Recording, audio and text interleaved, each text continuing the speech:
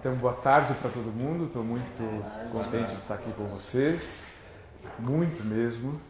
E quero só destacar que eu gostei muito desse procedimento da Ana Cristina de afastar as cadeiras que eventualmente não estariam ocupadas. Eu sempre tenho uma forma de abordar isso quando eu faço as reuniões de trabalho em grupo, de comentar este assunto das cadeiras que ficam vazias como se fossem fantasmas existindo no grupo, e achei muito interessante ela já tomar essa providência, e eu estou aqui rigoroso também com isso. A gente afasta depois o seu ponto de apoio para trás. Na hora que ele for chegar, a gente coloca a cadeira para ela. Ela tem que se ligar que ela está atrasada, é isso. A gente bate palma, a gente faz uma dinâmica, hein? Bom, nós vamos até às 19 horas, é isso? É isso? O horário em geral é das 5 às 6h30. Ah, 5 às 6h30, tá. Um pouquinho mais. Ah, desculpa, eu coloquei inclusive isto. Mas... Bom, eu gostaria antes não, já fazendo parte, que cada um de vocês pudesse dizer o seu nome, fazer uma apresentação rápida, dizendo o seu nome, quanto tempo de Acaia e qual é a função que desenvolve aqui, tá bom? Fica na ordem de quem quiser falando primeiro e aí a gente vai seguindo, tá bom? As mais velhas, né? A casa. Então. Olá, tudo bem? Boa tarde. Aqui mesmo. Estamos começando. Eu pedi que cada um pudesse fazer uma apresentação rápida de si, dizendo o seu nome, que função tem no Acaia e quanto tempo está aqui, tá bom? Eu sou Ana Cristina. A Ana Cristina vai falar. Eu estou desde o começo. Estamos completando 20 anos de Acaia esse ano. E hoje eu exerço uma função na direção, mas basicamente o meu trabalho é de psicóloga na instituição. Obrigado. Eu sou o Alex, como educador aqui no Acaia estou há 11 anos e trabalhei no Acaia antes como funcionário da Nicota trabalhando nas esculturas. Sou coordenador da oficina de maçonaria e estou aprendendo ciência com as crianças.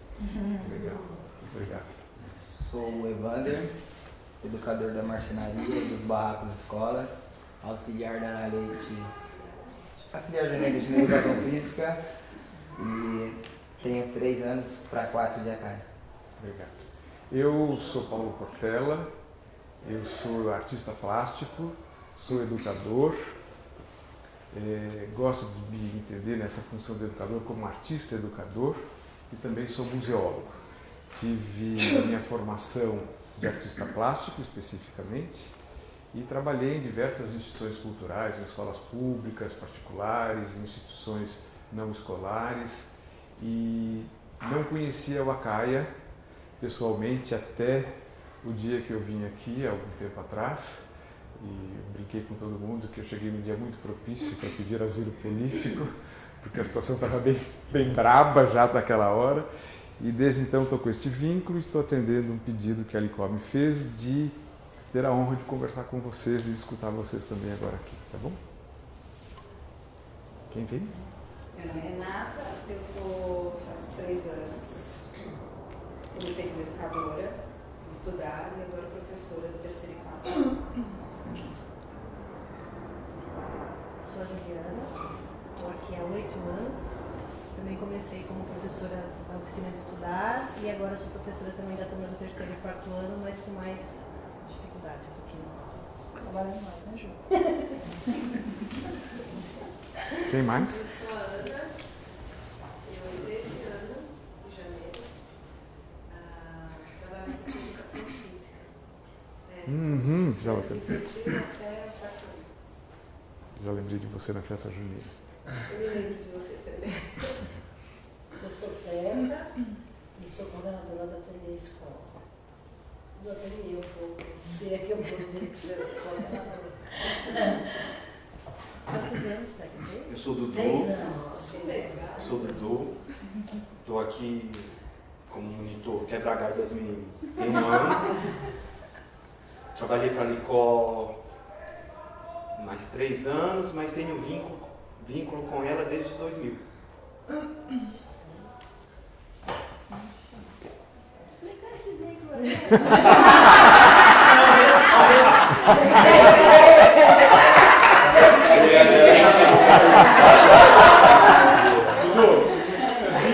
Esse vínculo é o mesmo que o Leleco disse.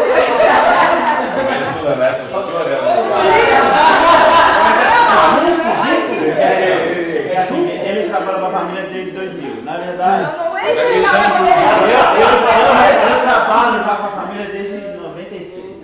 Ele de 96, eu fui até babá dos meninos da Licó há 10 anos atrás, 13 anos atrás. é muito tempo. Fizeram muita coisa errada. Não, você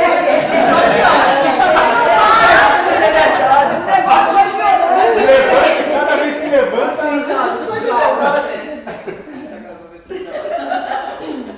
quem mais? Meu nome é Valéria, estou na CAI há quase 7 anos e hoje eu sou auxiliar da professora Karina no primeiro ano. Mas já trabalhei na cozinha, já trabalhei na área de recreação, período noturno, já trabalhei no barraco escola e agora eu estou no ateliê escola. Obrigado. Eu sou a Flávia, estou há 3 anos aqui, entrei também como educadora do Estudar e sou agora professora do ateliê escola com a turma de segundo ano. Obrigado.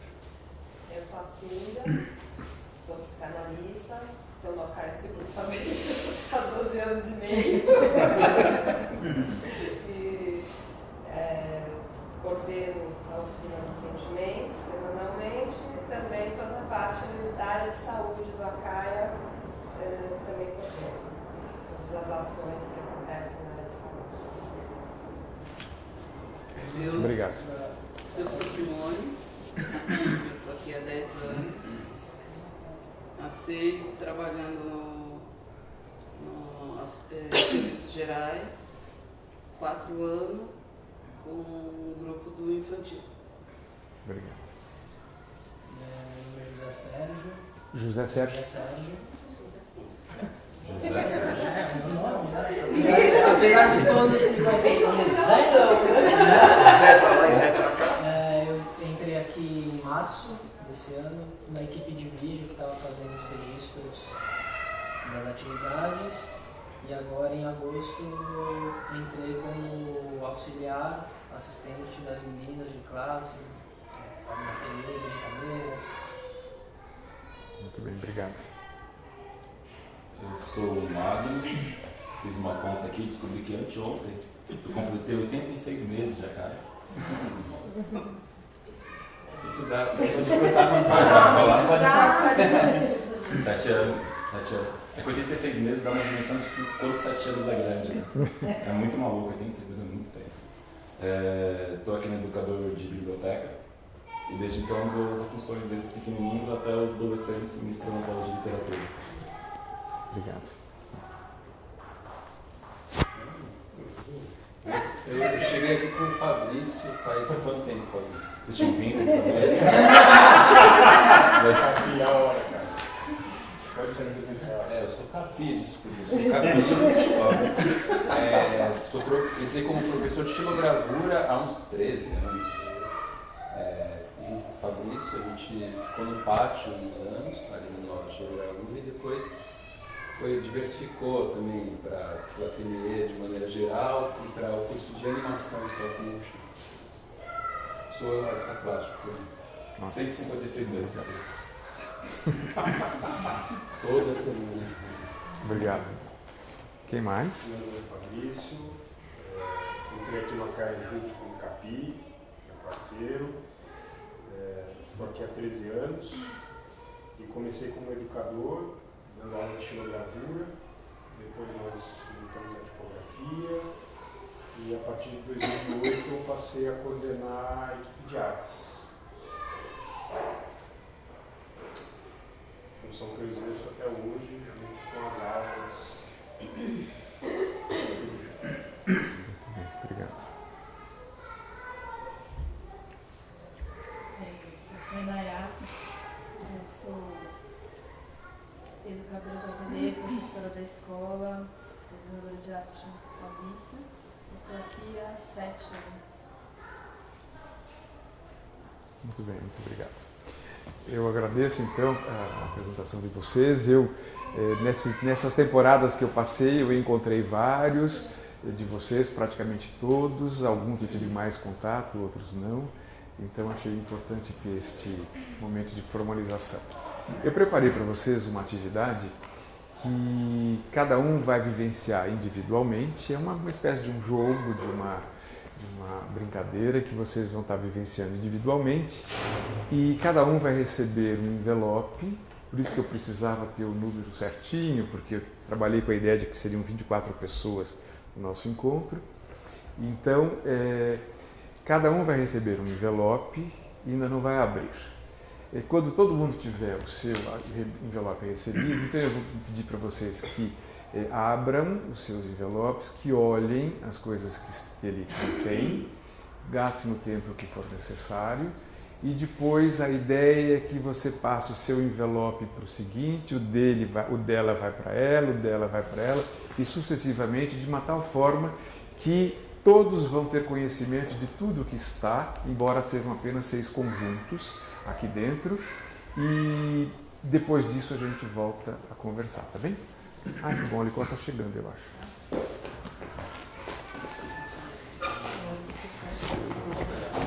Eu leio depois. Mas primeiro você só vai segurar, não é para abrir ainda.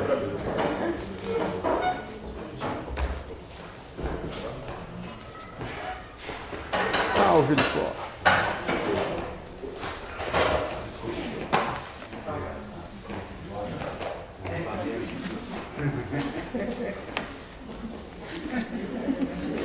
Será que vai dar certo? Quantas pessoas são? 19? Então eu fico sem. Licó? Esse é o seu. Mas ela vai falar os escuros, Você foi para influenciador aí? Tá melhor?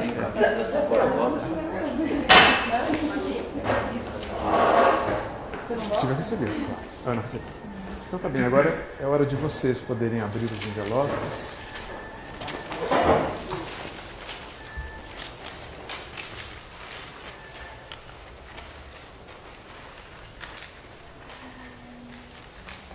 E examinar o que vocês estão recebendo.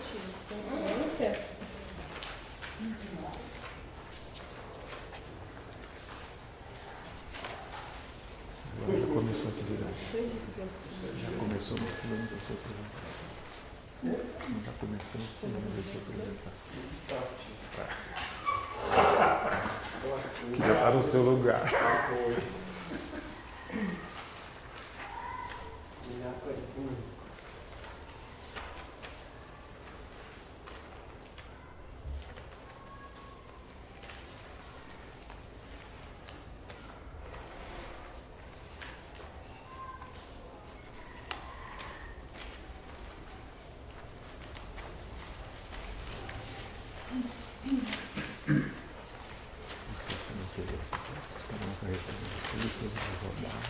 Quando chegar de volta no seu terminal, essa parte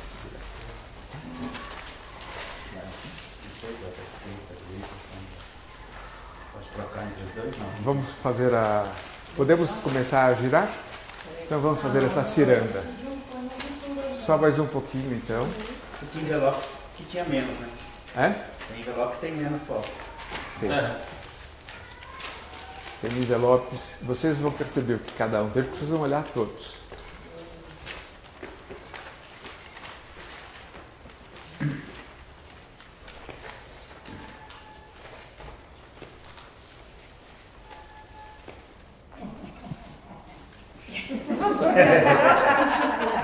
How are you?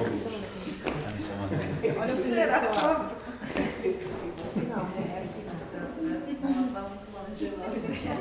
Primeiro,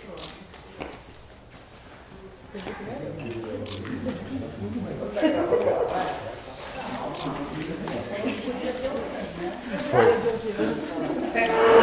Vê lá, hein? Vê lá, hein? Vê lá, hein? Agora esses. Pode, por favor. À medida que vão recebendo, vão repassando e vão lendo e vão ver.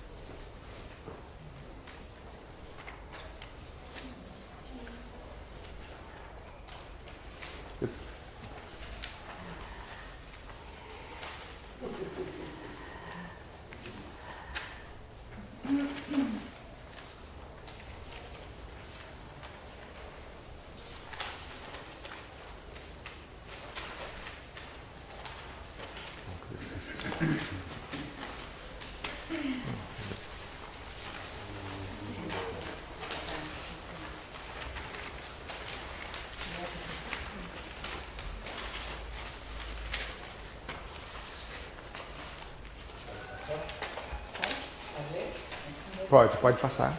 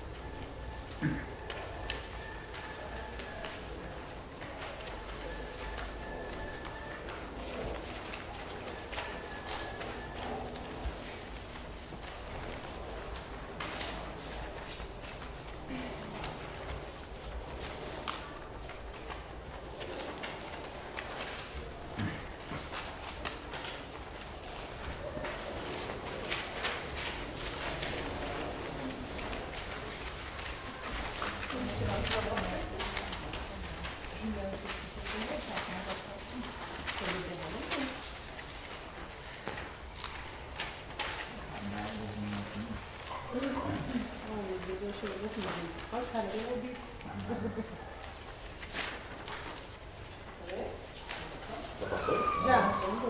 Já mudou?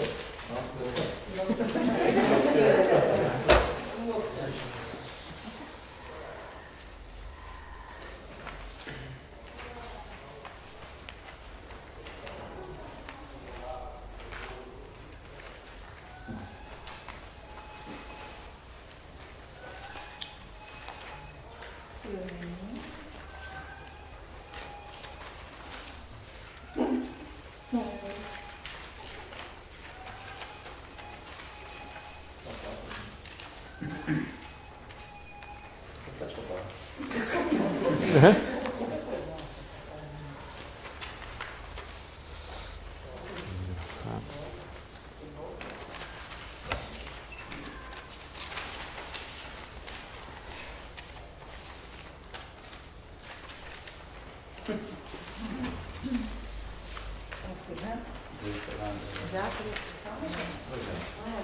Investigação.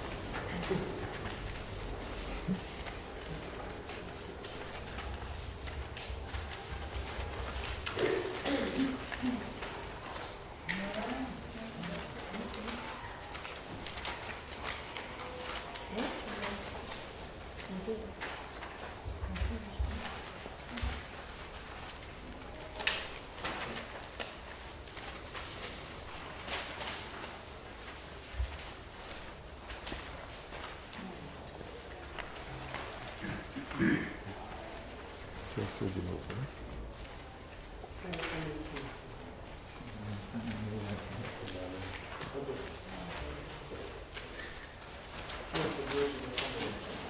Tem bastante. Esse tá cheio, né? Deixa eu ver. Ah, eu fiz.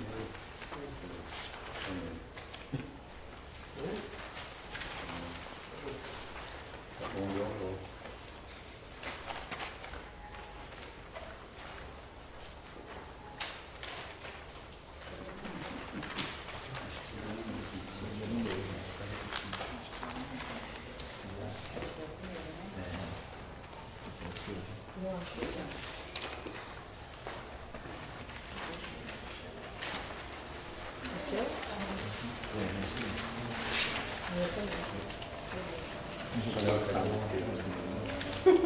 Os envelopes voltaram para a origem?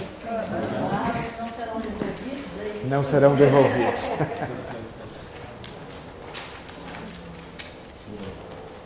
Pronto.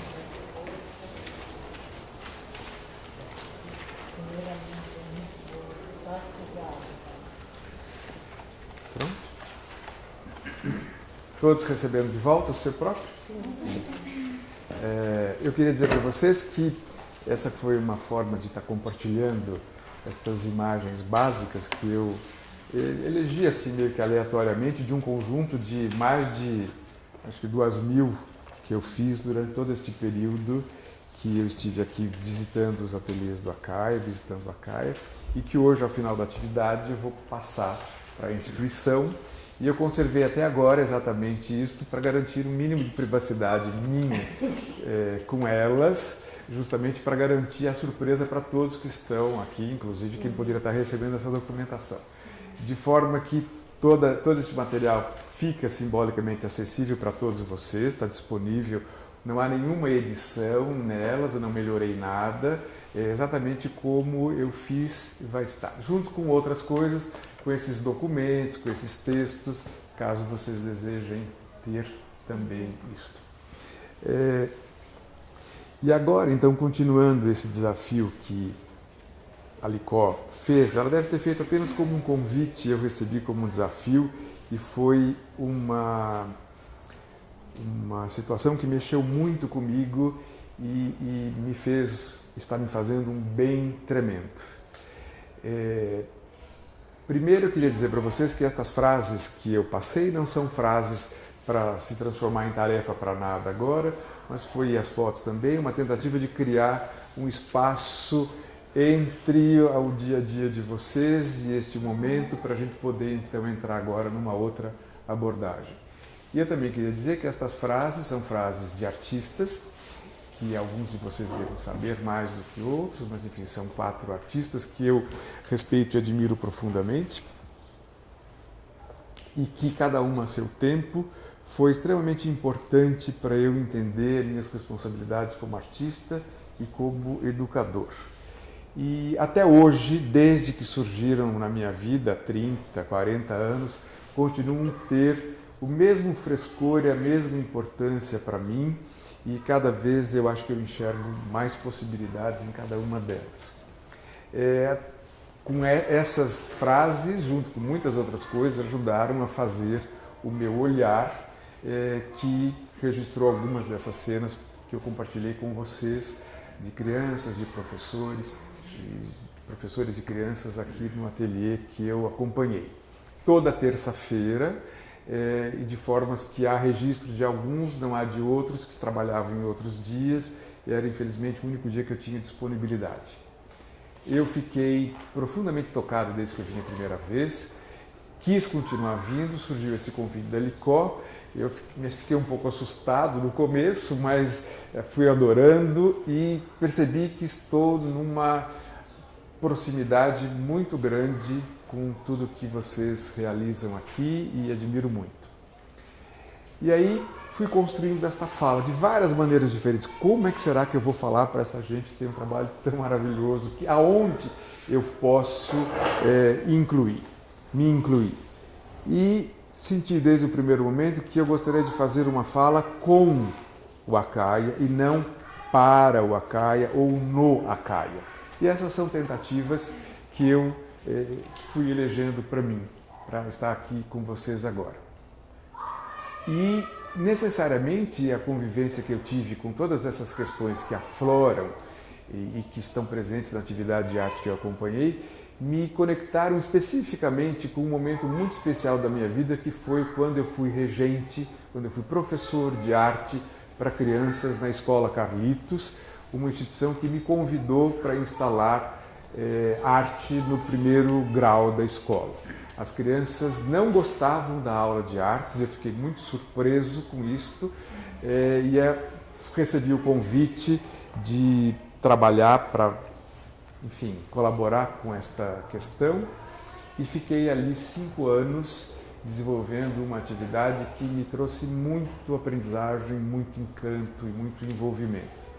Então eu me lembrei de muitas coisas para estar compartilhando com coisas que eu encontro no trabalho de vocês, que eu vi, que reviveram em mim estas lembranças e que eu gostaria de compartilhar com vocês como forma de criar uma primeira base para que todos nós possamos conversar depois sobre assuntos que possam ser do nosso interesse relacionado com estes assuntos todos, sobretudo com essas dinâmicas das aulas de artes aqui do ACAI. Eu quero dizer para vocês também que, do mesmo jeito que aconteceu comigo, eu imagino que aconteça com vocês, e vai acontecer com essas crianças também, e com todos os outros, eu me recordei de muitos professores que foram extremamente importantes para mim, que me marcaram profundamente pelas contribuições que me fizeram. Alguns sabendo que fizeram, outros não sabendo que fizeram essas contribuições, mas que foram muito marcantes e eu me lembrei de muitas delas para estar compartilhando com vocês e imaginando que vocês também devem saber o quanto vocês são importantes para essas crianças e como aquilo que vocês estão fazendo vai marcar muitas delas e muitas etapas, não é?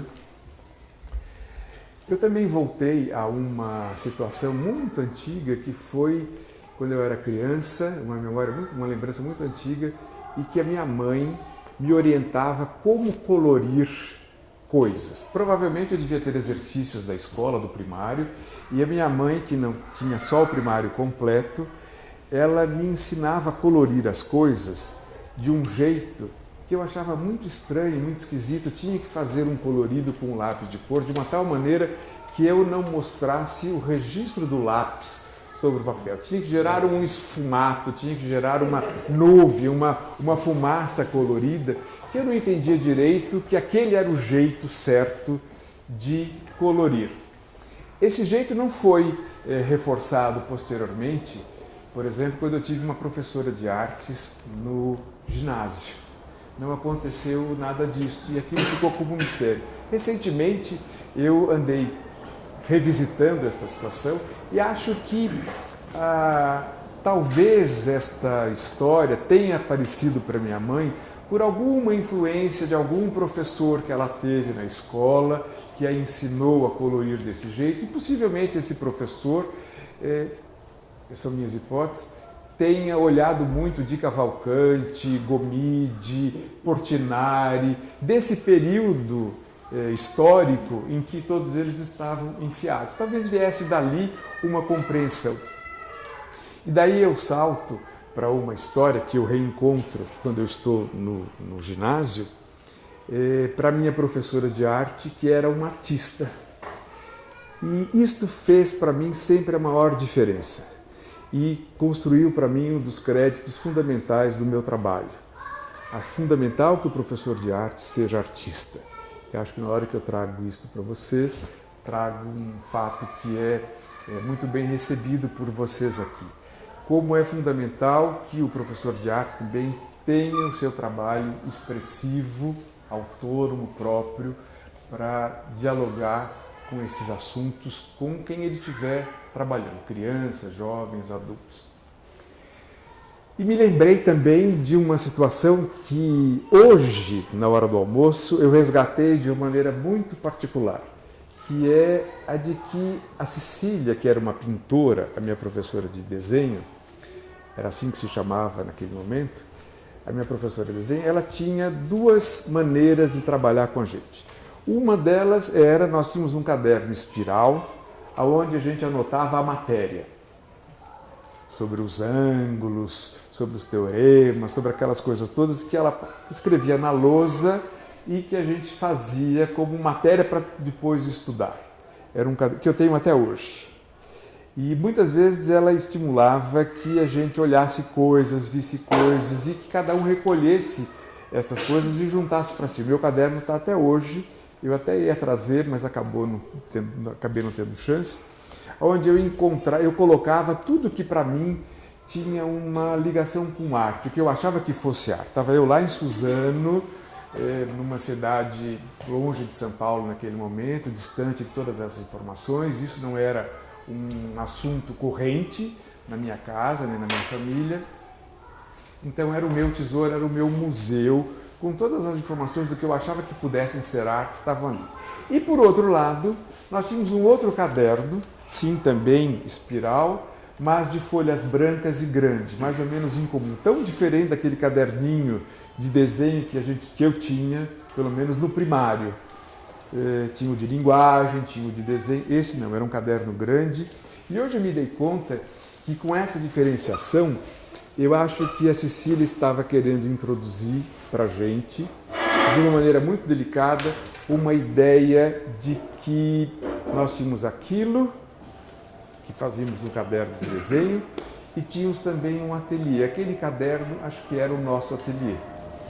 Estava simbolicamente colocado ali, isso porque eu fiz uma conexão, lembrando de uma outra pessoa que foi muito importante na minha formação, que foi a Regina Savaia, uma colega de trabalho, que trabalhou comigo na Pinacoteca do Estado, minha amiga até hoje, e que eu tive a sorte também de poder acompanhar atuando no Veracruz, na oficina de arte do Veracruz. E ela sempre mencionava que a aula era como se fosse uma folha em branco, a mesma folha em branco que eu, como artista, encontro para trabalhar. O que vai acontecer, o que vai surgir nesta folha.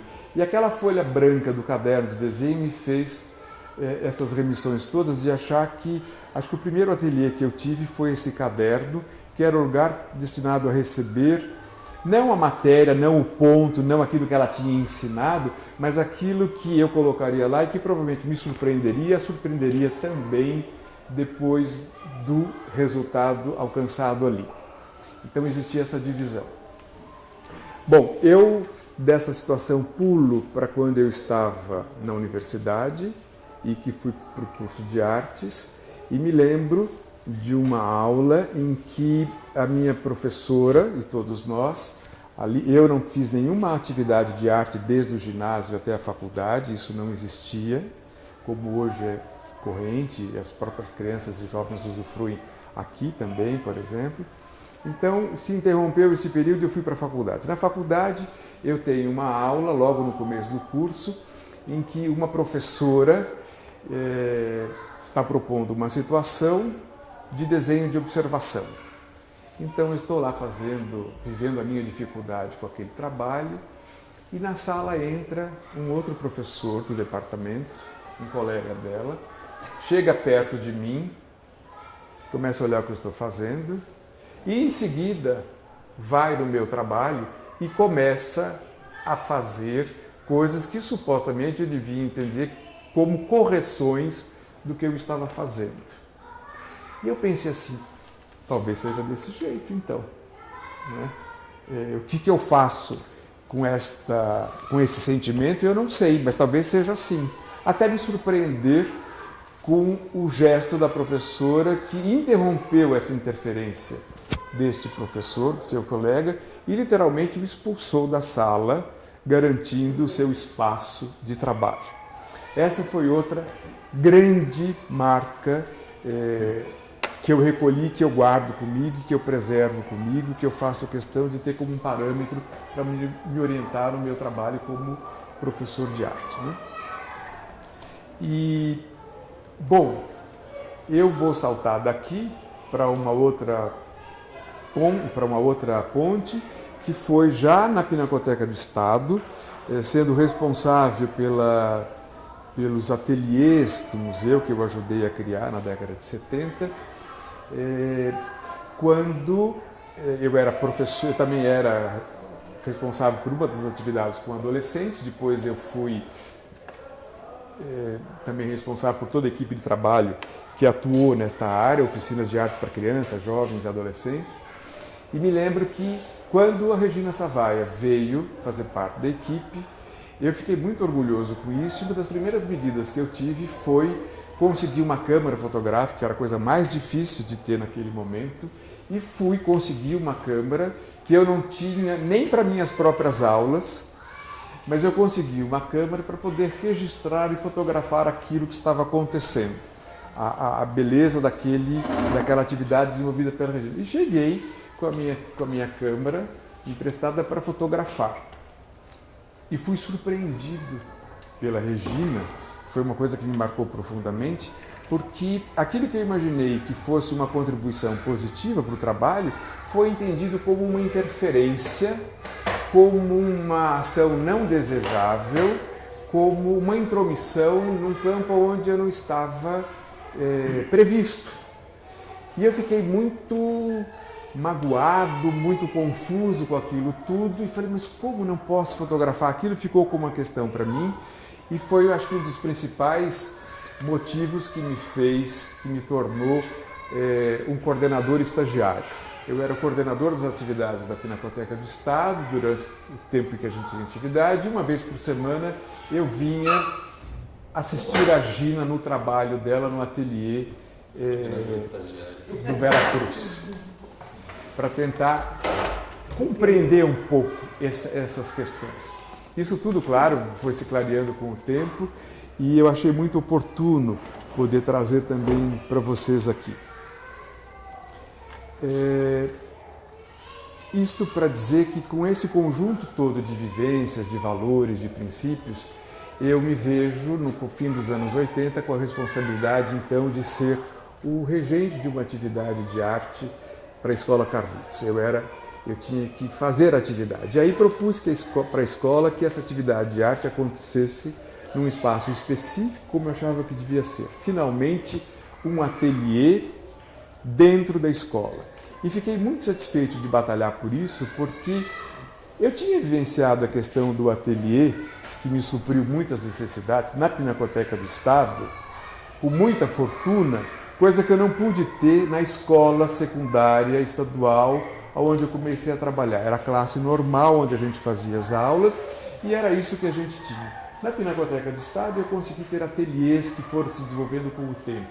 Eram atividades onde os participantes sempre elegiam trabalhar o que fosse do seu interesse, o que fosse mais importante para si, com os mais diferentes apoios e recursos existentes nesse local, que estava em processo permanente de construção. Entretanto, agora o desafio era de trazer esta configuração de um ateliê, com essas possibilidades, para dentro da escola. Eu, querendo trabalhar, vivenciar uma situação de que eu queria trazer a questão da arte para a escola, não na perspectiva de eu ser um professor conteúdo, mas de ser um professor continente que recebesse aquilo que as crianças fossem estar trabalhando na sala de aula, com mais liberdade que elas pudessem ter. E queria muito que elas compreendessem que era possível ter uma aula na escola diferente das outras aulas que elas tinham nas outras disciplinas. Que também era aula, que também era escola, mas que era de um jeito diferente. Se aprendia de um jeito diferente, se fazia de um jeito diferente, e a sala de aula era de um jeito diferente. E nessa sala de aula, eu tinha proporcionado para o grupo, para cada grupo, a maior quantidade possível de recursos para que eles pudessem se servir para fazer os seus trabalhos. Era, portanto, que a gente poderia chamar de um ateliê livre, mas com essa conotação de ser dentro da escola. A matéria não era um conteúdo, vou ensinar isso ou vou ensinar aquilo, mas era essa possibilidade das crianças trabalharem as suas necessidades expressivas, das mais diferentes linguagens, desta forma. E eu, então, compreendi que esse seria o meu papel, o meu trabalho, minha primeira expressão para as crianças. O ateliê que elas receberam era a minha primeira expressão como professor artista, destinando para todos um local onde eles poderiam estar experimentando. Isto com um entendimento, para mim, de que o principal produto de tudo aquilo que se desenvolveria lá seria a própria criança e não um objeto, um desenho, uma pintura qualquer. Mas a criança composta de todas essas possibilidades, de silêncios, sendo o principal produto daquela situação que nós criávamos e entendíamos como aula de artes. O trabalho sempre começava com cada grupo, em cada início de trabalho, com uma apresentação geral de todo aquele lugar, o que era, o que existia. Tinha lugar para pintar, lugar para desenhar, o lugar onde estavam as tintas, os pincéis, os lápis, o material para marcenaria, para construção, aparelho onde a gente podia usar como suporte vertical, área externa, área interna, enfim, era um ambiente todo composto por polaridades que se complementavam. Dentro e fora, o seco e molhado, o grande e o pequeno, o material, digamos, considerado artístico e o outro material reaproveitado, e especialmente com a ideia passada para as crianças de que aquele lugar era resultado de um esforço coletivo, que inicialmente foi composto pela minha adesão como professor e pela escola, através dos diferentes recursos que a escola podia oferecer como materiais, pincéis, tintas e tudo mais. E que a partir daquele momento, aquele lugar seria um lugar de abastecimento permanente feito por todos nós, eu e as crianças, e também a escola. Esse material era convocado para que as crianças pudessem trazer para a escola e, oportunamente, eu o selecionava e classificava e dirigia para cada um dos lugares que depois seriam de acesso para elas. E era assim que as nossas atividades aconteciam. O meu objetivo era, com isso, garantir o básico necessário para que todas elas pudessem trabalhar com o máximo possível de autonomia, de liberdade de escolha, de responsabilidade pelas suas eleições, garantindo para mim uma possibilidade de ter um macro olhar e um micro olhar simultâneo no desenvolvimento de todas elas pelo ateliê e pelas aulas. Eu tinha o hábito de tomar notas sobre o procedimento de cada criança, quem tinha trabalhado com madeira, com isto, com aquilo, como resultado da minha presença ali, e também acompanhar da minha máquina fotográfica para registrar todas as coisas que eu considerasse importantes para poder ser olhadas depois num outro contexto.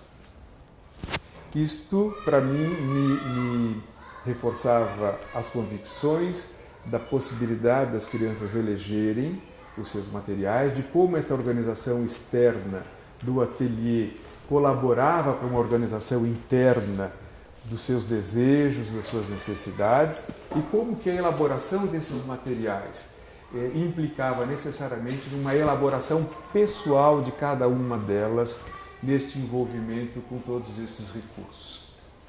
E constatava que era uma forma muito bonita da gente trabalhar questões como autonomia, independência, tolerância, curiosidade pelo trabalho do outro, respeito, acesso à diversidade. Nossa, mas eu estou cuidando do meu interesse e ele é desse jeito, o outro está cuidando do seu interesse daquela outra maneira. Todos nós estamos focados numa mesma coisa, embora todas essas coisas sejam diferentes entre si. Algumas vezes proporcionando naturalmente que existissem agrupamentos, trabalhos feitos coletivamente, outros só individualmente, e mais do que tudo tentando garantir permanentemente a ideia de que esse trabalho acontecia dentro de um processo que era completamente particular e pessoal de cada um deles. E a cada aula estava implícito e explícito que a criança poderia voltar para a aula, reencontrar o trabalho que não tinha terminado, eventualmente continuá-lo, ou poderia iniciar outro completamente diferente daquele que já tinha trabalhar. Todos eles eram identificados com uma etiquetinha com o nome da criança, na prateleira correspondente, e eles podiam ou não ser retomados a qualquer momento durante todo o desenvolvimento do trabalho. Ou seja, era um trabalho que estava pensando em incentivar o máximo possível da liberdade de escolha, de eleição das crianças, que evitava sinalizar expectativas da minha parte sobre como cada uma poderia ou deveria se comportar nas atividades, e ficava para mim uma surpresa. Cada aula que eu chegava para trabalhar era uma como se eu estivesse diante de uma folha em branco, de fato, porque eu não tinha a menor ideia do que poderia acontecer. E todo o meu esforço era no sentido de desmanchar qualquer tipo de expectativa que eu pudesse, às vezes, traiçoeiramente me fazer. Como que é? Traiçoeiramente me propor, né? Era um desafio muito grande, confesso, de ver, será que vai continuar? Não, mas tinha que me isentar completamente. E assim era o processo desenvolvido. Claro, era um trabalho composto com várias regras que eram analisadas sempre coletivamente, às vezes ampliadas, mantidas, e qualquer modificação que acontecesse no ateliê era sempre comunicada coletivamente. Se de repente eu tinha percebido durante uma aula que aquela prateleira de fato estava muito alta para a criança e eu tinha modificado, na vez seguinte eu sinalizava o que é que existia de novo na sala e retrabalhava com todo mundo para existir sempre esta ideia de uma apropriação e nunca existir uma situação que pudesse interromper esse fluxo de energia voltado para a criação. Aonde que está o abridor? Aonde que está o martelo? Cadê o pré? Cadê o alicate? Ele estava lá, convencionado, era sempre naquele lugar, e se por um acaso ele saísse de lá, ele era comunicado para onde é que ele tinha ido, para não existir esse problema da dependência novamente. Esse material todo produzido pelas crianças com muito prazer era sempre levado pelas próprias crianças para casa, nunca os materiais sem serem transformados, mas sempre os trabalhos prontos, sim, poderiam ser levados para a criança, eram entendidos como brinquedos que eram importantes para eles, enfim, os acompanharem, eram extensões deles próprios, né? O cuidado com cada criança levava o seu trabalho, para mim tinha a representação de como é que ele se levava embora da escola o tempo inteiro. E a documentação atenciosa que eu fazia de todos esses fenômenos, na verdade, me auxiliavam sempre ao final de cada semestre para eu montar um audiovisual, e era através desse audiovisual que eu apresentava o trabalho como um todo para os pais nas reuniões de pais. As crianças recebiam um relatório escrito em que eu fazia a partir da observação de todas as anotações que eu tinha tido durante o semestre com cada grupo, a partir das fotos que eu tinha tomado de todos eles, e eu então montava um audiovisual, melhor dizendo, uma bateria de slides que eu apresentava para os pais a título de deixá-los compreender um pouco melhor aquilo que gerava tanta curiosidade entre eles, mas o que acontece na aula de artes, que meu filho não quer mais que a gente emende um feriado, na sexta-feira a gente só pode ir embora para viajar depois que terminar a aula de artes, não podemos mais voltar na segunda-feira e perder eventualmente a primeira parte da aula porque vai pegar a aula de arte. O que está acontecendo? Era nesta hora, então, que os pais tinham condição de entender o que era feito. E a ideia era mostrar o trabalho feito em conjunto com todas as crianças, não o resultado específico de uma ou de outra criança. Essa foi uma condição que eu coloquei para a escola desde o começo. Eu não quero ficar fazendo exposição de trabalho de criança, isso é uma condição, e gostaria de estar apresentando trabalhos sobre este formato. E mesmo porque eu acho que a gente às vezes se ilude muito de imaginar que ao mostrar o trabalho das crianças para os pais descontextualizados das suas oportunidades, os pais vão olhar para aqueles trabalhos com os mesmos olhos que a gente olhou quando eles surgiram ou depois que a gente os reencontrou. Eu acho, sinceramente, e tive várias demonstrações disso, que quando os pais olham essas coisas, muitas delas, eles ficam assustados de ver, mas como é isso? Essa porcaria, essa coisa que não dá para entender o que está sendo, essa mancha, essa maçaroca de barro, e que eu não posso nem dizer que é uma maçaroca de barro, porque o professor, eu acho que vai ficar bravo comigo e vai dizer que eu não estou entendendo nada. Eu sou obrigado a estar entendendo que isso vale alguma coisa, mas eu não tenho a menor ideia de que isso possa valer alguma coisa e tenho que aceitar que isso vale alguma coisa. Entretanto, se eu mostro uma fotografia desta criança trabalhando o barro, eu vou estar comunicando para o pai, naquele momento, uma área que existe no ateliê, que é a área da argila, e que pede determinadas demandas, faz determinadas demandas para o participante, o aluno, a criança, seja quem for, muito específicas e diferentes, por exemplo, das demandas que faz a madeira, das demandas que faz a tinta, ou lápis, ou a construção com objetos. E eu vou estar mostrando, e claro, eu vou estar atento para recolher isso, porque eu sei que é isto que esses materiais promovem, aquele momento onde aquilo está perceptível. E o que o pai vai estar vendo é o filho envolvido com uma atividade. Não é possível, esse não é o meu filho. Não é essa criança que eu conheço. Eu nunca vi meu filho com essa atenção, com essa dedicação, com este envolvimento. E aí é que está a grande diferença da história. A criança é o produto e é isto que era comunicado sempre nessas reuniões. E isso era uma coisa tão vibrante porque, com muita alegria, eu constatava que era a única reunião onde nenhum pai faltava. Todos os pais vinham a todas as reuniões de artes tentando ver o que era aquilo que acontecia, né? E, através dessa documentação, eles entendiam muitas coisas. O espaço, apesar de estar todo configurado daquela maneira, também aceitava e incorporava aquela criança que aparentemente não queria fazer nada com nenhum daqueles materiais.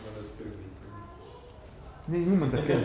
Não, e era minha compreensão de que ela não estava desocupada. Ela estava ocupada com outras coisas com as quais eu não tinha acesso de imediato, mas ela estava ocupada com alguma coisa e aquela coisa que a ocupava também cabia naquele lugar do mesmo jeito. A criança que eventualmente brigava, eu tomava o cuidado, a briga estava prevista, podia acontecer a luta, a desavença, estava prevista e eu então, evidentemente nesse momento, tinha que dirigir a minha atenção especificamente para aquele momento, resguardando essa possibilidade, tomando todo o cuidado para que isso não virasse uma coisa que trouxesse um ferimento para alguma dessas crianças envolvidas, né? Mas podia acontecer e eu não dizia isso não vale, isso vale menos do que está com o pincel, com o lápis ou com a argila. Vale tanto quanto. Só que vamos ver até onde a gente pode ir. Claro que nenhuma criança pegava um martelo e batia na outra com o martelo, mas tinha essa possibilidade de enfrentamento. E numa das reuniões de pais eu tive um depoimento que foi muito comovente, em que a mãe se referia a isso. Eu consegui, se eu estou garantindo isso, eu tenho autonomia para fotografar. Eu estou presente, estou olhando, estou documentando, estou lá. Registrei, esses meninos brigaram, um era deste tamaninho, o outro era desse tamanho. Eu fiquei surpreso de ver que aquele pequenininho enfrentasse o grandão daquele jeito e brigaram. Passado um tempo, não aconteceu nada mais grave, garanti o desentendimento. Passado um tempo, os dois voltaram a se encontrar e um falou para o outro: nossa, Sérgio, foi tão legal brigar, não? Falei, que coisa incrível isso, né? De eles estarem retomando nessa perspectiva. E na reunião de pais, a mãe me fala: nossa, ele chegou em casa e contou sobre isso, eu fiquei muito impressionada que ele tivesse vivenciado isto, porque ele tinha muito medo de brigar com outra criança. Ele achava que se ele fosse brigar com uma outra criança, o resultado desta briga seria a morte do outro. E ele conseguiu vivenciar isso na escola, na aula de artes, aconteceu e o outro não morreu, seguiu.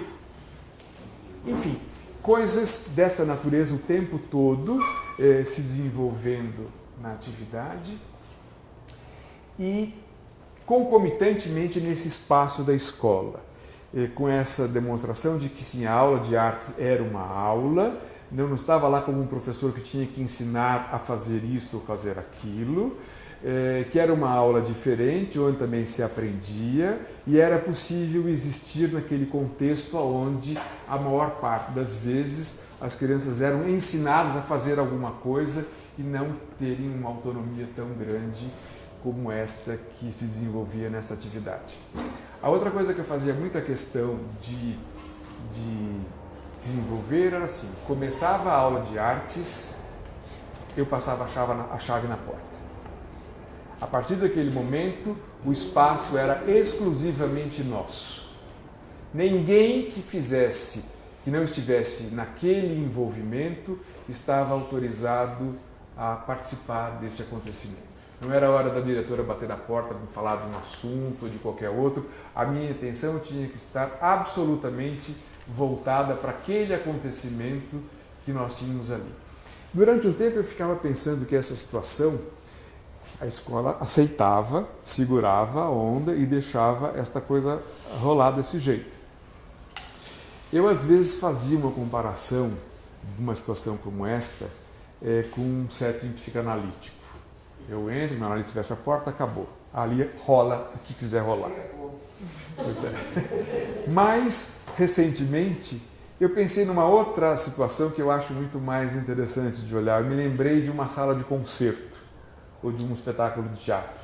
A partir de um determinado momento, aquilo que está acontecendo é só de quem está ali fazendo parte. Quem chegou atrasado não vai entrar, porque a entrada daquela pessoa vai perturbar todo um comprometimento que está contratado entre todos que estão ali, faz parte do ritual. Então, não é que eu fosse alheio à possibilidade de que alguém estivesse na minha aula, mas se quisesse estar, tinha que estar do começo até o final dela. E aí o diretor nunca tem essa possibilidade, o orientador pedagógico não tem essa possibilidade, é chegar, dar uma olhadinha e sair, e nessa olhadinha e sair acontecem muitas coisas que, do meu ponto de vista, interferem ou podem interferir nesse momento delicado que é o de se expor para si mesmo e para os outros nisso que está tão promovido nesta aula. Eu fiquei muito sensibilizado com a fala que você teve na reunião que eu pude participar, aqui convidado, e cheguei um pouquinho atrasado por tema de trânsito, mas eu fiquei muito sensibilizado por uma coisa que você falou, de uma situação que você viveu quando você era aluno e que chegou alguém aonde você estava trabalhando e te olhou de uma determinada maneira e você falou, putz, fiz merda. Você lembra disso? Lembro. É um brother desse cara. Não sei quem foi, mas fiz merda.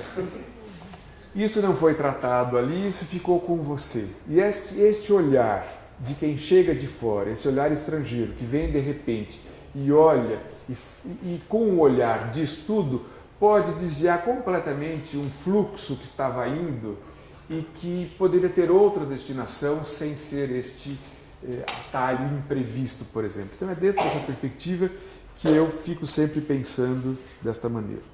Quando eu vim para cá, para poder observar as aulas, eu pedi autorização para fazer isto, pedi autorização para fotografar também, com a ideia de que isso pudesse estar sendo compartilhado.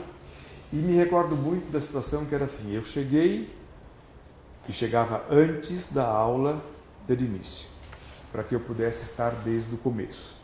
Fiquei muito envolvido, dormia e acordava pensando no Acaia, foi uma paixão, continua sendo. E até o momento em que, tendo que formalizar melhor para este encontro com vocês, eu achei que era importante me distanciar para recompor coisas e trazer para que pudesse ser este encontro de agora. Aí voltei na terça-feira passada para encontrar Inayá, os colegas da aula e, de certa forma, compartilhar o que eu tinha mais ou menos previsto a título de imaginar que esta minha fala pudesse colaborar com o trabalho que os meus colegas de arte fazem aqui com vocês. E aí eu cheguei 15 para as 9 e já estava a aula. Eu falei, mas como? Eu não cheguei atrasado, eu cheguei no horário. e a aula está começada. Eu não conseguia entrar. Eu fiquei parado na porta e não conseguia entrar na sala. Não era a mesma coisa outra vez, como das outras vezes que as crianças chegavam e já estava lá dentro. Eu fiquei parado na porta, como pedindo socorro. Eu olhei para um lado, olhei para o outro, a Nayara estava super envolvida com as crianças, o Fabrício estava mais disponível, o Fabrício veio me receber, e aí eu peguei, entrei na sala e me senti de novo participando daquela comunhão. Então, com estas coisas básicas, com essa pequena historinha, eu queria estar completando o que eu gostaria de compartilhar com vocês e abrindo para que a gente pudesse conversar. Muito obrigado pela atenção.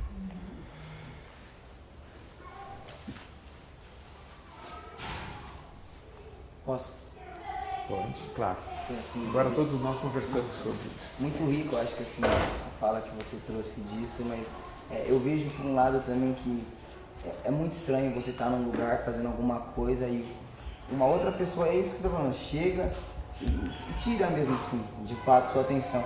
Ou você está entrando num lugar que já tem uma pessoa que está com a câmera, que está com a foto. É muito desconcertante pra gente isso. Acho que, pelo menos pra mim foi muito difícil no começo, que as aulas eram gravadas. Teve um dia que a Ana Leite estava doente e eu tive que ministrar uma aula assim no lugar dela. E aí tinha 3 câmeras na quadra, aí você não sabe o que você faz. Assim, acho que é muito difícil mesmo,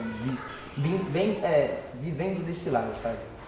Então acho que é muito complicado, assim, pela primeira experiência que eu tive com a aula. Uma das regras que eu tinha no trabalho, por exemplo, era de dizer para as crianças que eu estaria ali com esta função de fotografar, que a minha ideia nunca era de fazer uma fotografia em que eles posassem para mim, mas que eles esquecessem que eu estivesse ali com essa intenção, e eu procurava sempre atuar da maneira menos interferente possível, tanto nessa dimensão quanto na própria dimensão do trabalho em si. E sempre tentando propiciar o máximo de condição para que surgisse o momento em que a criança pudesse explicitar uma necessidade de ajuda. E quantas vezes não vivenciei aquela situação que eu acho que é muito importante que a gente preste atenção quando uma criança chega para a gente pedindo alguma coisa, porque a gente pode às vezes correr o risco de supor que ela está de fato perguntando para a gente alguma coisa. E a gente fica muito satisfeito de poder dizer para ela como fazer isso, como fazer aquilo, e percebe que a criança já está noutra em seguida. É muito diferente o momento em que ela de fato está conversando com você, o momento em que ela está falando alto ou pensando alto, sozinha, diante de você. E a gente cata esse gancho e já vai querer entrar com uma série de coisas, desviando aquele fluxo original que tinha criança. Então, estar atento para esse momento que caracteriza expor-se na necessidade de precisar de ajuda é muito delicado. E tudo que eu pretendia fazer e fazia era de gerar essa situação para que ela tivesse consciência de quando é que ela podia. É difícil pedir ajuda. Não é uma coisa muito fácil, verdadeiramente pedir ajuda. É uma exposição muito grande que a gente faz da gente mesmo, para a gente e para os outros. Então, nesta hora que eu entendia que de fato era hora de estar junto, então eu estou junto, construindo com ela o que ela poderia necessitar ou estar fazendo. E essa questão da fotografia era sempre desse jeito. Nunca usava flash, nunca procurava olhar com muita distância, aumentando, enfim, regulando mas nunca promovendo que a criança se expusesse para estar saindo bem na foto, coisas desse tipo. Paulo, vou fazer um pouco mais geral assim. Como que você acha que a criança estabelece na cabeça dela a relação entre o ateliê e a sala de aula?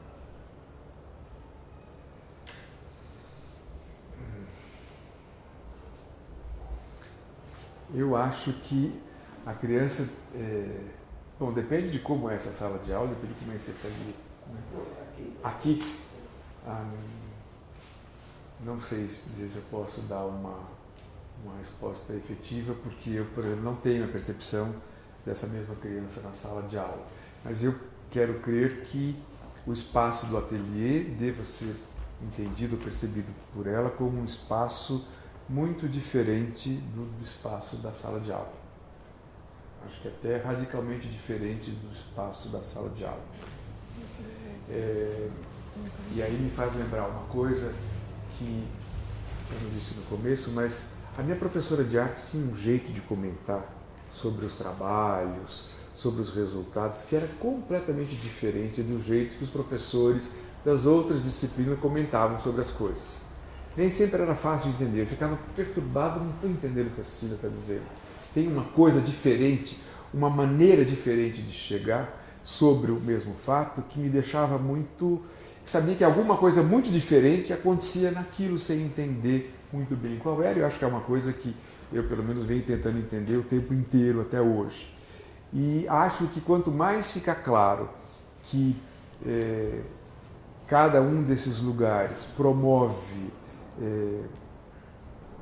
demandas diferentes, eu acho que é mais enriquecedor e, sobretudo, não esquecendo que podem ser complementares. Mas aquele professor que está envolvido numa atividade que não sabe o que vai resultar, quer dizer, 2 mais 2 não é igual a 5, ou seja, eu não tenho um resultado específico para aquilo que eu estou promovendo, é uma surpresa permanente, tem um jeito de estar e de promover que é muito diferente daquele outro professor que precisa ter a competência de fazer a criança compreender que 2 mais 2 é igual a 4. Dá para entender o que eu falei? E responde? Mas nessa linha, como é que você vê, por exemplo, a relação entre arte e ciência dentro do ateliê? Dentro do ateliê? É porque hoje a gente tem, por exemplo, colegas das ciências lá dentro, a gente levou a marcenaria, tem muita ciência envolvida. Como que você enxerga essa relação no ateliê? Bom, eu não examinei especificamente, eu não estava aqui examinando dentro dessa perspectiva de ficar tirando conclusões, mas eu acho, por exemplo, que há determinadas... ou como é que eu vou explicar melhor? Eu não preciso ficar ensinando primeiro a criança de que o amarelo com o azul dá verde para imaginar que ela possa usar o verde. Eu não acho que é fundamental que eu ensine isso primeiro para depois ela usar o verde. Eu acho que é possível que ela receba o verde e trabalhe com verde e com azul e com amarelo mais abertamente. Não é condição sine qua non. E existe a possibilidade de eu trabalhar com um conhecimento nessa perspectiva que você está provavelmente supondo nessa relação de arte e ciência, mas eu acho que não é o caso necessariamente a gente abordar com a criança. A arte, me parece, talvez a ciência, se pudesse ser encaminhada nessa mesma direção, ou talvez proporcionalmente todas as outras áreas de conhecimento, mas a arte, sobretudo, eu acho que pela diversidade, pela condição mesmo da sua natureza, é uma dos núcleos mais potentes para trabalhar e acolher esta poesia que a criança traz naturalmente de compreender ou de entender o mundo, nos surpreendendo permanentemente, mais do que a codificação que está talvez em todas as outras disciplinas. E quanto mais a gente puder favorecer, eu acho que mais a gente chega lá. E vai ter tempo para a criança chegar a um conhecimento mais estruturado, eu acho que em algum outro momento, né? E talvez o professor de ciências precise fazer um trabalho onde necessariamente o resultado convirja naquilo que está sendo esperado. Quer dizer, não dá para imaginar o estômago aqui, não dá para pensar que o fígado fica na sola do pé, ou qualquer coisa desse jeito. Há um conhecimento, há um corpo mínimo estruturado com o qual ele trabalha que gera esse tipo de expectativa. E estar no ateliê é mais para nesse processo de construir um jeito de estudar, digamos assim, de aprender todos juntos ali de uma maneira muito mais interessante. Construir, de estar... Mas acho que eu queria chegar em relação que me intriga um pouco, que é a relação entre abstração e conhecimento mais concreto. E aí, um pouco a arte possibilita muito a abstração, mas também eu vejo que a criança que desenvolveu mais a capacidade de abstrair tem uma capacidade maior de desenvolver raciocínios mais complexos. Com certeza. E pensando nisso que a Ida está falando, pensando que você captura e de repente posso estar errado. Mas, de repente, pensando que é criança, que tanto é a mesma criança que está na sala de aula, e é a mesma criança que está no ateliê, e ela com esse olhar inventivo, né, precisa olhar a vida inteira com a olhos de criança, né? Pensando nesse sentido, de repente, não é tão radicalmente diferente espaço, sala de aula e ateliê? Acho que eu não entendi isso. Nem eu direito. É que você afirmou uma coisa que você pergunta. Você está perguntando, você está falando que os espaços são semelhantes à medida que você deve olhar abstratamente, mais abstratamente. É isso, acho que é um olhar. Vamos até classar, pessoal. Calma, criança. Eu acho que eu tenho seis entendimentos. É assim, talvez essa dicotomia exista na nossa perspectiva, mas na perspectiva da criança, não existe essa separação como a gente enxerga. Eu acho que não é tão radicalmente diferente espaço, sala de aula, biblioteca e ateliê de artes. Né? Para o olhar da criança, você disse. Entendi. E para o nosso também. Tá. Eu teve uma coisa que pensando o Paulo que todo falou. professor de artes é um artista, todo professor é um artista. Eu nunca me reconheci tão bem assim numa descrição como o que ele falou agora. E pode parecer que é uma coisa dicotômica, mas acho que não é. Acho que são, vamos dizer, dois lados ali do mesmo objeto, que é você olhar o professor como transmissor de um conteúdo ou o professor continente. Eu gostei muito. Eu me reconheci muito como professor continente. E aí essa palavra tem um sentido bastante amplo, eu acho. Foi que você fez Estou pensando. Mas sempre balança a cabeça para ver essas ideias. É um jeito. É diretor de órbita. Eu me reconheci assim, até, por exemplo, essa história de fechar a sala. Eu me reconheci nesse lugar do continente como um espaço repleto de conteúdos e que agrega as pessoas em torno dessa relação com os conteúdos, com os objetos, com o que está ali como possibilidade de trabalho e de expressão. Eu sempre trabalhei aqui, acho que o ateliê agora é o lugar mais... Não, o anterior era o lugar mais fechado que eu trabalhei porque era menor.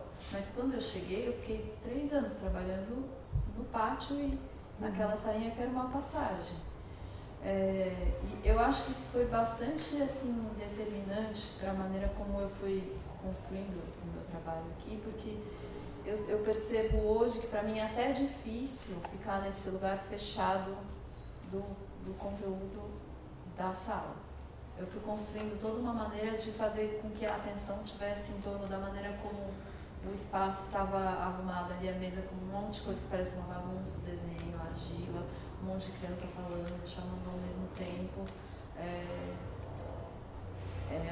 É o meu olhar, a minha intervenção é que vai construindo um sentido junto com as crianças, é que vai aprofundando o trabalho. E é um movimento inverso, é um movimento que o conteúdo muitas vezes precisa fazer. Eu não acho que são antagônicos, eu não acho que são opositores, são movimentos diferentes, eu acho. Fala, Gui.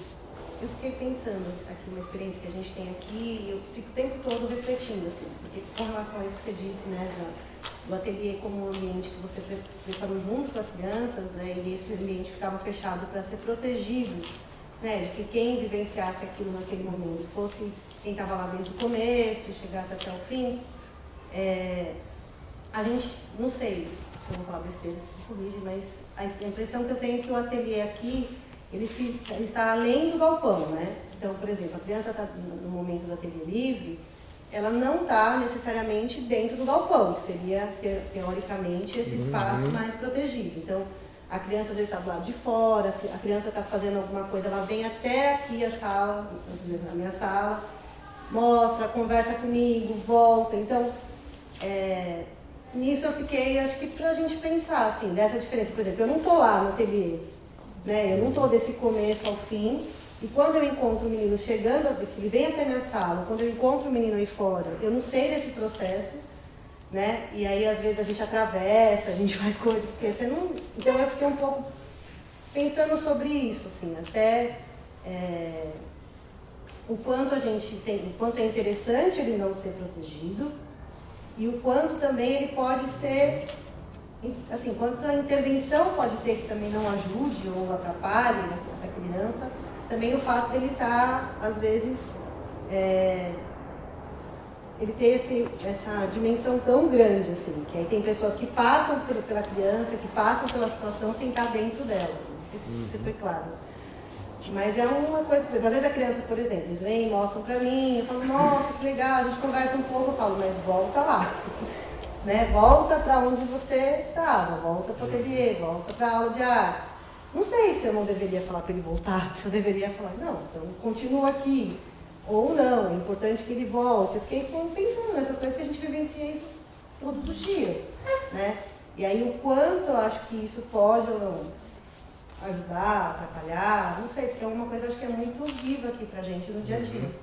E aí eu posso ver uma criança que está do lado de fora, que pode estar brigando, que pode estar acontecendo qualquer outra situação que eu posso olhar e falar, não está envolvido no ateliê. Ou, né, olhando para a perspectiva que você trouxe, talvez ele esteja, mas dentro de outra dimensão. Então, me gerou essa... Mas sabe que eu fico, talvez falando essa cabeça, porque eu estou tentando compor, né, uma fala e outra. Então, na hora que o Negrito diz, poxa, né, como é que é alguém observando o meu trabalho, né, ou mesmo quando você fecha e aí a coordenadora não pode entrar na sua sala de aula. A primeira especialização... Não pode entrar nessa perspectiva. Nessa perspectiva. Se quiser entrar, sim, mas olhar isso aqui. Sim, fazer essa passagem, né, a primeira especialização que eu fiz foi durante 2 anos observação. Foram 2 anos de observação de um bebê, desde que ele nasceu até que ele completasse 2 anos de vida. Semanalmente eu ia desde o hospital, depois na casa da mãe da criança e depois aonde a criança estivesse. E a primeira ideia era de que isso ia gerar um incômodo muito grande. No outro, eu estava numa posição que naquele momento eu achava que ia ser desconfortável, né? Você é um observador e uma das regras era que você não podia intervir. Então não é que você estava lá para ajudar a mãe no banho, para fazer alguma outra coisa, a gente estava lá como um observador da situação. Até que, naquela hora, o que eu fui me dando conta ao longo do tempo é que a presença de um observador dava àquela situação uma condição de importância, né? Se alguém estava ali para observar aquela relação durante 2 anos seguidos, né? Estava sendo dito para aquela dupla que o que acontecia lá merecia ser observado. Então, o que eu sinto que às vezes a gente fica numa discussão aqui existe um jeito certo de fazer as coisas? Né? Deveríamos não ter gravado as aulas durante o semestre? Era muito invasivo? Ou a gente podia estar lendo ao contrário? Isso é uma experiência tão bacana que é importante que isso seja registrado e compartilhado. Né? Ou é importante que a sala de artes, o ateliê seja um ambiente fechado, ou é importante que a criança consiga entrar e sair. Se a gente olhar as fotos que o Paulo trouxe, raramente você tem uma situação que você observaria dentro de um ambiente completamente preservado. Você tem criança em cima da mesa, você tem uma que você só vê o pé e a cabeça da criança está por baixo. Né? Tem uma chateada bem na porta, né? Tem uma chateada na porta. Bem na porta. Então, são muitas as situações e eu concordo quando na pergunta do Magno, de que isso não acontece isoladamente nos ateliês. seja o de arte, seja o de música e tal. Isso está presente na beirada da sala da Flávia, ou quando a gente entra dentro da sala da Juliana. Isso acaba acontecendo de uma maneira muito grande. Eu não sei, acho que até é um jeito de perguntar para os educadores se eles se sentem muito invadidos pela presença o tempo inteiro da gente. Né? Eu me sinto com liberdade de entrar na sala da Juliana ou entrar numa atividade da biblioteca e fazer isso que pode ser mal interpretado como foi dar uma espiadinha. E na verdade você vem porque você está acompanhando determinada criança, porque você está dizendo eu estou por aqui, se precisarem, tanto para o educador quanto para a criança.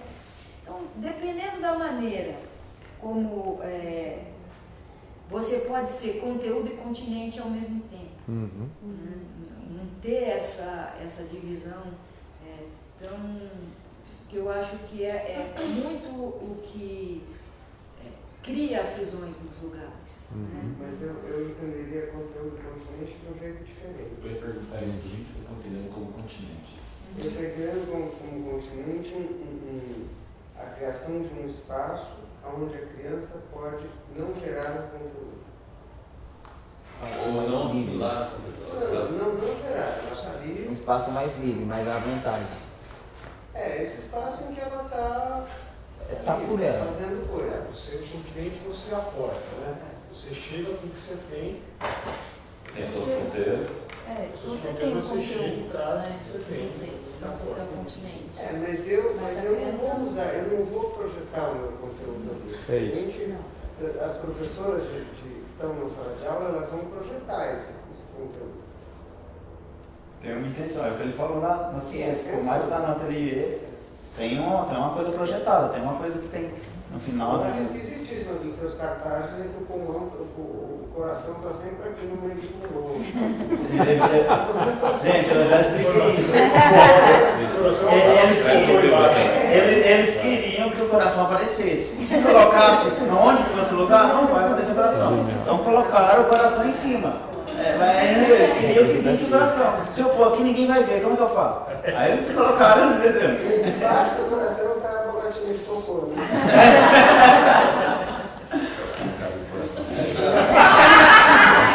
Mas você sabe... Você vai falar? Por favor. Não, eu falo em relação a essa coisa de conteúdo continente, porque é uma coisa muito usada em psicanálise, né? Essa dupla aí.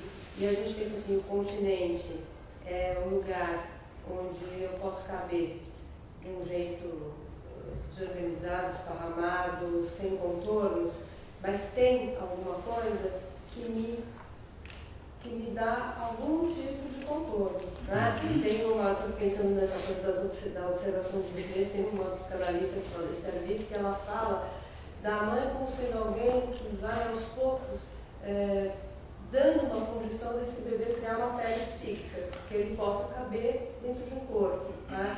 Então eu acho que assim, o continente não necessariamente tem alguma coisa que...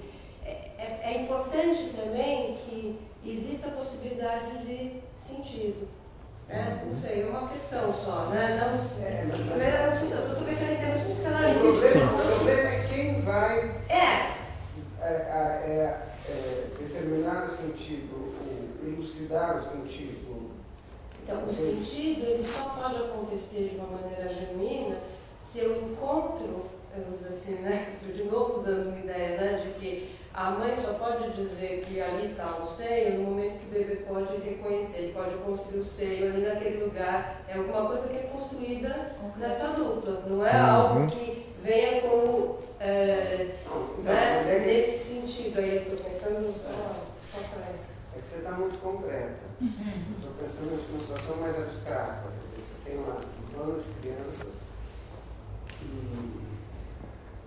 o seio pode ser qualquer coisa ali dentro daquela sala. E a criança não necessariamente está em busca de um alimento. Então, o que é esse continente? Tem que possibilitar essa busca. Né? Eu queria... Posso falar? Eu queria de novo. Agora não. É que assim, É que eu não reparei se alguém tinha levantado a mão.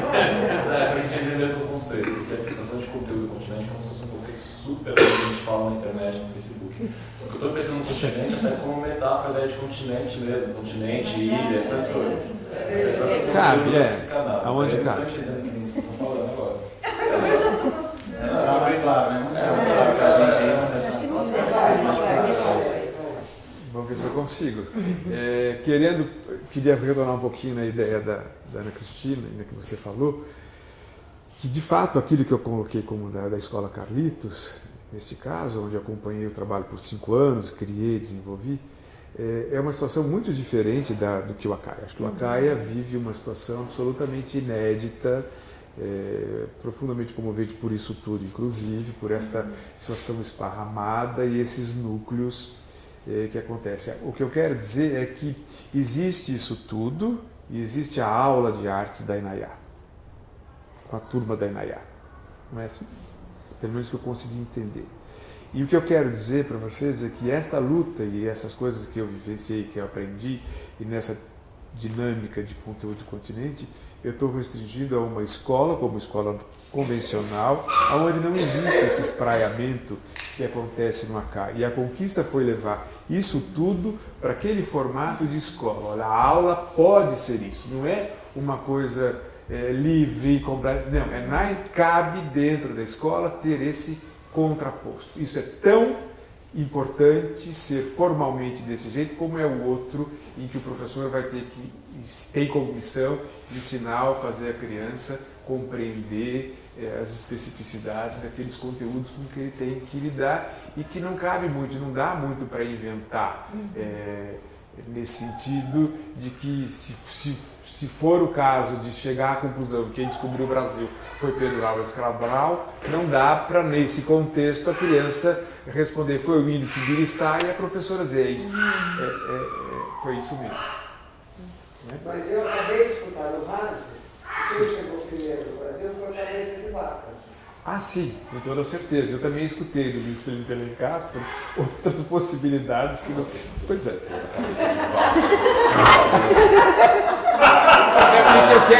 Eu queria complementar.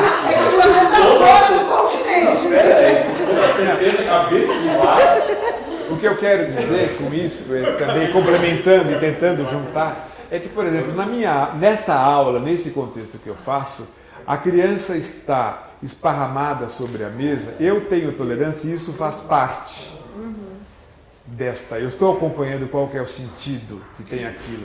Numa sala convencional, isto é visto como um mau comportamento, ou um comportamento não desejável, ou nada favorece. Isso desvia daquela convergência e eu tenho muito mais continência para essas manifestações que estão previstas naquele desenvolvimento que vai se operar ali naquele lugar. Eu não sou, ou se eu quiser ser mais próximo, assim, bom, eu posso estar ensinando que esta porção de amarelo com esta porção de azul gera este verde, para depois, a partir daí, a criança ver. Mas eu posso ser, sem passar isto, deixar a criança experimentar e chegar a N tonalidades, que pode ser a mistura de um com o outro e ser verde também, sem ser aquele verde preciso, combinado na fórmula, e que eu chamo de conteúdo. Se eu sou um professor, não existe essa dicotomia tão grande de continente e conteúdo em artes. Acho que isso eu acho que é uma dádiva na disciplina, pensando em conteúdo como conteúdo, né? Como quantidade de repertório de informações sistematizadas e comuns. Né? Numa situação como essa, faz total diferença o professor conhecer a possibilidade de produção cromática, de relações cromáticas. Então, e você, como um professor que dá autonomia para o aluno, que vai deixar o aluno expressar, você está ali observando o que está acontecendo, que caminho que ele está seguindo. De repente a criança está te falando que ela quer leite e ela está escolhendo na hora de misturar umas que vai levar ela para um outro lado. Né? E aí como que você vai intervir? O que você vai falando? Você deixa ela ir para o outro lado e depois você vai falando, não, tá vendo? ficando marrom. Você gasta cabo vermelho, aí você fala, cada vermelho, você fala, acabou. Como faz Mas vermelho? como faz vermelho? Eles começam a brigar com você, né? Fala, não, vermelho, acabou, fala, tem como fazer. Mas como faz? Fica bravo, você explica, não, você tira um monte de terra, vai peneirando, Claro. aí você tira um pouquinho daquela cor vermelha, tá? Sim. Explicar, né? Sim. Eu preciso de uma ajuda. Como faz o vermelho? E aí eu ajudo, mas está muito explicitado e eu estou ajudando quem precisa de ajuda. É diferente. Eu quero fazer uma cadeira hoje. Faça. Faça. Vai, o que impede que você faça uma cadeira? Não, eu estou perguntando uma. Agora, qual é a cadeira? A minha cadeira ou a sua Ele cadeira? fala o que você acha que precisa para fazer a cadeira. Aí vai para o que precisa. Mas é uma pergunta próxima. Não, eu quero dizer, isso é muito bacana que você está falando, porque me ajuda a falar uma outra coisa que eu não disse, talvez com muita ênfase. Primeiro, acho fundamental, que bom, acho fundamental dizer que o fato de eu não estar propondo um conteúdo na hora que eu estou me relacionando numa situação formal de aula, não significa absolutamente que eu tenha que me preparar dos conteúdos. Pelo contrário, eu acho que exige uma preparação muito mais profunda, porque eu nunca sei quando é que alguma coisa me vai ser solicitada. E eu tenho que estar muito bem preparado para essa ocorrência que vai surgir. Então não se trata de... Você vai aprender como faz uma cadeira. Mas o que eu quero dizer é que, e aí é que eu acho que é uma outra coisa que também está ligado quando o professor é o artista. Se o objetivo, se não tiver uma atenção, como eu acho que poderia ser, esta cadeira vai ser projetada como acha que é o artista, como o artista acha que deve ser a cadeira, e não como a criança acha que pode fazer a cadeira. Essa que eu acho que é a grande diferença, a gente se sobrepor em favor de um determinado tipo de produto, e sobretudo porque pode trazer, como você é o professor, o maravilhoso marceneiro, e deixa a criança fazer a cadeira desse jeito toda torta. Mas ele quis assim? Sim, ele quis assim, mas eu posso tomar o cuidado de, para evitar que eu não seja visto como um bom professor que ensina como se faz uma cadeira direito, eu me sobreponho sobre a cadeira que poderia vir do jeito que a criança pode, para fazê-la chegar na cadeira supostamente perfeita. Mas aí a perfeita. gente vai chegar num outro momento futuro, talvez não dessa criança agora, mas que ela precisa aprender melhor certas técnicas. Sim. Vai falar, não E ela vai. Eu acho que as duas coisas. Eu acho que esse querer e esse poder está junto. Sempre, até... Sempre. Não é verdade. Eu quero uma coisa, eu não posso.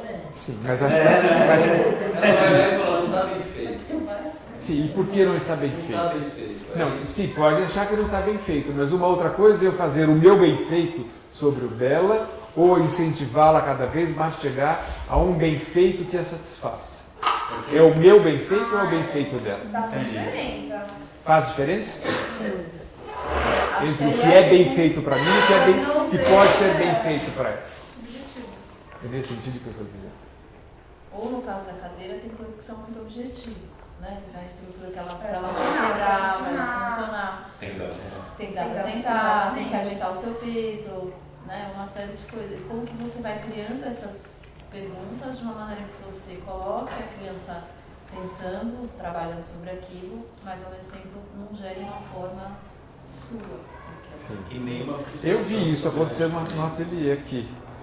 Eu vi isso acontecer com uma menina construindo um carrinho que tinha que ter um banco para sentar, e se envolveu e fez, experimentou daquele jeito, não deu certo, afundou, o peso era grande, recomeçou tudo de novo e foi vivenciando e percebendo essas coisas todas até chegar à solução que respondia à necessidade.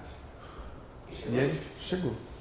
Eu acho que isso é muito difícil, implica você ter tolerância e ter o tempo, e garantir o tempo e o ritmo da criança, e não ser atravessado por outras ansiedades ou justificativas. Como é que é? Como é que é? Mas é uma hora terapêutica agora. Mas dá certa falta. Só uma questão de horas, são 7 horas. Nossa, passou o tempo. Vamos, uma última colocação, fecha, né? Eu não sou professora continente, gente. Você não é cientista, você é conteúdo. Olha, eu não gostaria. Deixa estar. A Flávia vai depender. Eu estou em crise, gente. Não, é a Flávia que vai encerrar, porque eu acho que ela está em crise. Acho que você é uma professora continente. A Flávia vai. Então encerra. Eu não tenho nada de encerrar, eu só queria colocar isso. Você está deprimida, você ficou deprimida. Fiquei deprimida. Então faz. Artista faz isso com a gente. Como é que é? Artista faz isso. Eu falo isso aí, tudo bem, tudo bem. Mas pode ser uma ilha, né? Isso lá. Pode ser às vezes um Tem Ribeiro. Madagascar, pode? Tudo bem. A Licó pediu para fechar, eu não queria fechar nada, não, quero deixar tudo aberto. Quero só dizer para vocês, para complementar esse exercício, que eu queria que vocês pensassem em duas coisas. Primeiro, se esta formação que nós temos hoje é uma formação usual, comum, corriqueira, ou se há alguma coisa distinta nela. A maneira como nós estamos aqui hoje, colocados, se isto é comum ou se há alguma coisa extraordinária hoje. A outra coisa que eu queria perguntar para vocês é destas frases que eu entreguei para vocês, eu queria saber se vocês, tirando evidentemente aqueles que já conhecem a situação, qual delas é que vocês imaginam que possa ser título de um texto que, digamos, ajudaria a expandir ou explicar melhor o enunciado que cada uma delas representou? Qual dessas frases que eu entreguei para vocês acham que é uma frase nela mesma ou é o título de um texto em que o autor dessa frase vai explicar alguma coisa? Isso é só para vocês ficarem pensando um pouquinho, para ver se vocês localizam qual pode ser essa frase. E para terminar, eu gostaria de dizer para vocês que eu trouxe o texto de uma dessas frases e que eu vou distribuir no final para vocês, tá bom? Isso. Estou muito contente de estar perto de vocês o tempo todo. Amanhã eu estou saindo de viagem, estou indo para um lugar muito longe que eu quero muito conhecer. Estou carregando a Caia através dos seus relatórios para fazer a ponte. É um lugar chamado Área Criativa. Eu queria muito que tivesse conexão com vocês e vocês com eles. Lá no fim de Minas Gerais. Esse é muito forte. É que é muito conteúdo. Aí eu também queria dizer ainda mais uma outra coisa, é quase que uma anedota, mas não sem nenhuma pretensão, mas me lembrei de uma história que uma vez o Matisse, já muito conceituado, um artista muito valorizado, foi convidado por uma colecionadora para que lhe fizesse um retrato. Então, eles combinaram e o Matisse acertou e foi e fez um retrato, fez um desenho desta pessoa que lhe havia encomendado. E esta pessoa perguntou, bom, então tá, e quanto é que é o seu trabalho? E o Matisse, então, pegou e contou quanto é que ela deveria pagar por aquilo. E ela falou, mas como? O senhor fez isso em tão pouco tempo, tão rapidamente, e está cobrando este valor absurdo, abusivo por esse trabalho? E ele pegou e respondeu para ela assim, a senhora está equivocada de que eu tenha feito isso em tão pouco tempo. Eu levei a vida inteira para chegar nisto que eu fiz agora para você. Eu acho que é um pouco mais ou menos isso que eu quis trazer para vocês também. Tá bom?